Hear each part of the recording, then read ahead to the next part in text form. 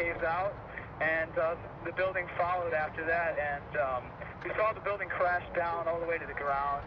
A sound of a clap of thunder, a shock wave ripping through the building, and windows busting out, and then the building coming down. Do we have a straight down symmetrical collapse into the building's footprint?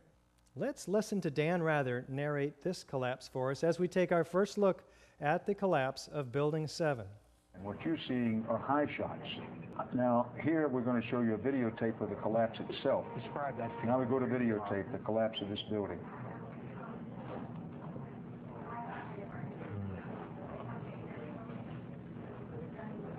It's amazing. Amazing, incredible, pick your word.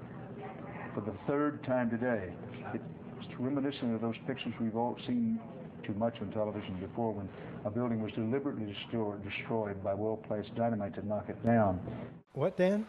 Deliberately destroyed by well-placed dynamite to knock it down? Dan never repeated these words after this first day. In fact, we didn't see this building coming down after 9/11. Let's take a look in this side-by-side comparison with a known controlled demolition on the right.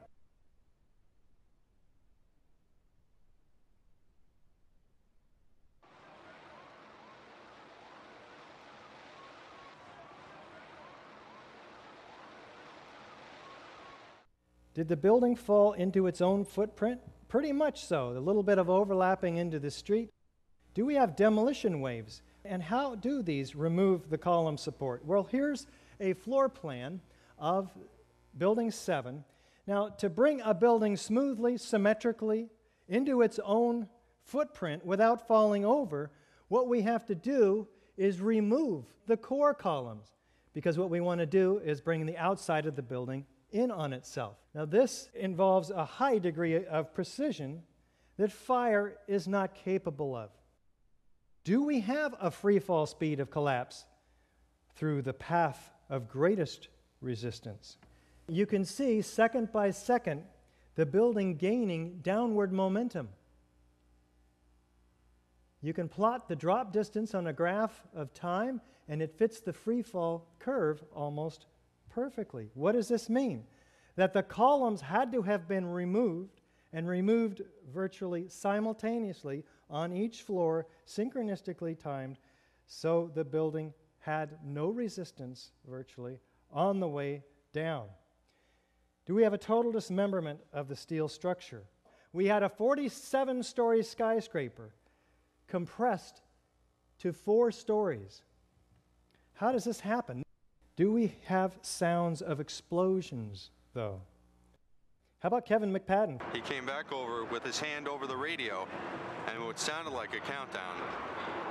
And at the last few seconds, he took his hand off, and you heard 3, 2, 1, and he was just saying, "Just run for your life, just run for your life." And then it was like another 2, 3 seconds, you heard explosions, like boom.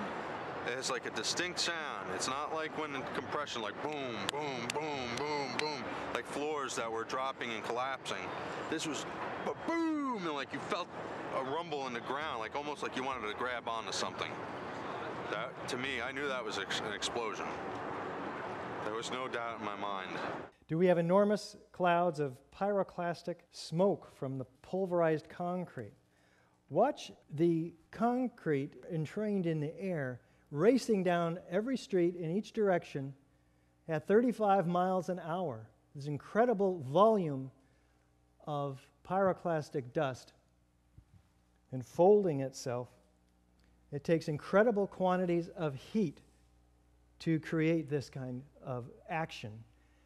A lot more heat than the 8 various fires that were on these floors. Do we have pools of molten iron? Let's start with the South Tower now. This section applies to the World Trade Center Twin Towers and Building 7. We're told by NIST that this substance must be melted aluminum from the airplane. But melted aluminum looks like melted aluminum. It's silvery. It doesn't glow in daylight conditions. As of 21 days after the attack, the fires were still burning and molten steel was still running, says World Trade Center structural engineer Leslie Robertson.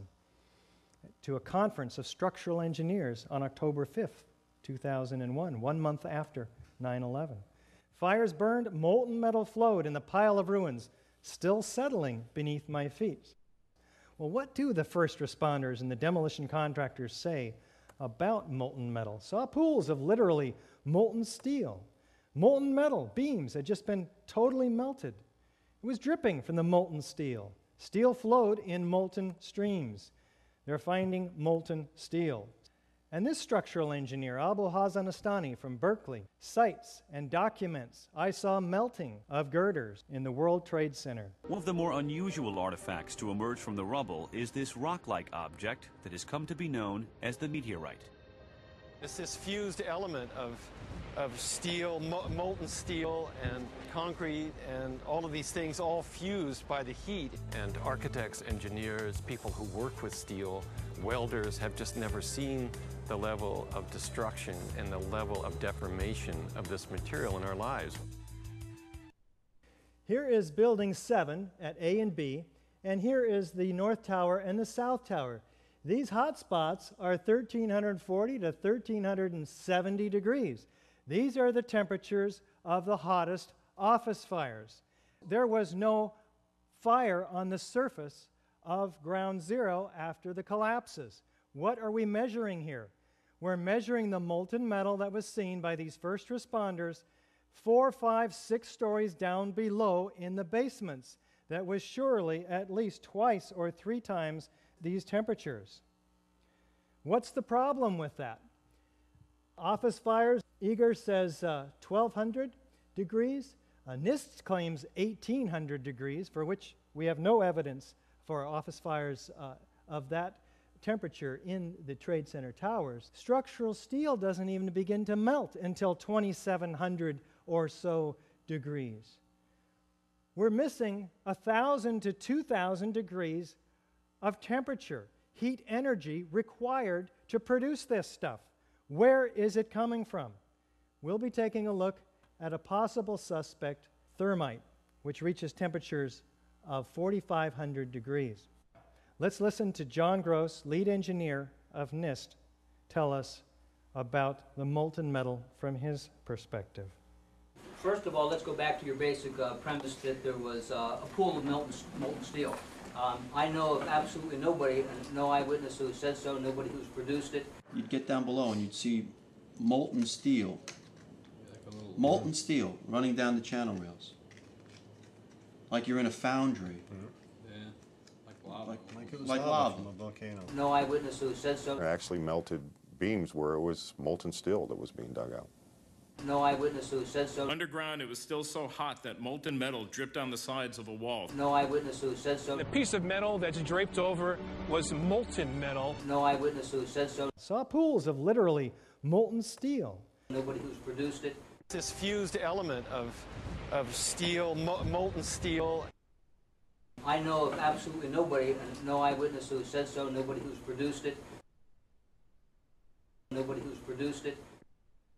NASA pictures, thermal images showed those sorts of temperatures in the basement. What is the problem here? Somebody's lying. I'm going to leave it up to you to make your own conclusions. How about chemical evidence, though? What produced all this molten metal? And what is thermite anyway? Thermite. An incendiary used by the military, thermite is a compound of iron oxide and aluminum, which when ignited sustains an extreme heat reaction, creating molten iron. In just 2 seconds, thermite can reach temperatures over 4,500 degrees Fahrenheit, quite enough to liquefy steel. We know that open-air fires cannot burn hot enough to melt steel, but metal had melted at the base of the towers. Appendix C of the FEMA report describes sulfur residues on the World Trade Center steel. The New York Times called this the deepest mystery of all. Sulfur slightly lowers the melting point of iron, and iron oxide and iron sulfide had formed on the surface of the structural steel. Sulfur used with thermite is called thermate, producing even faster results.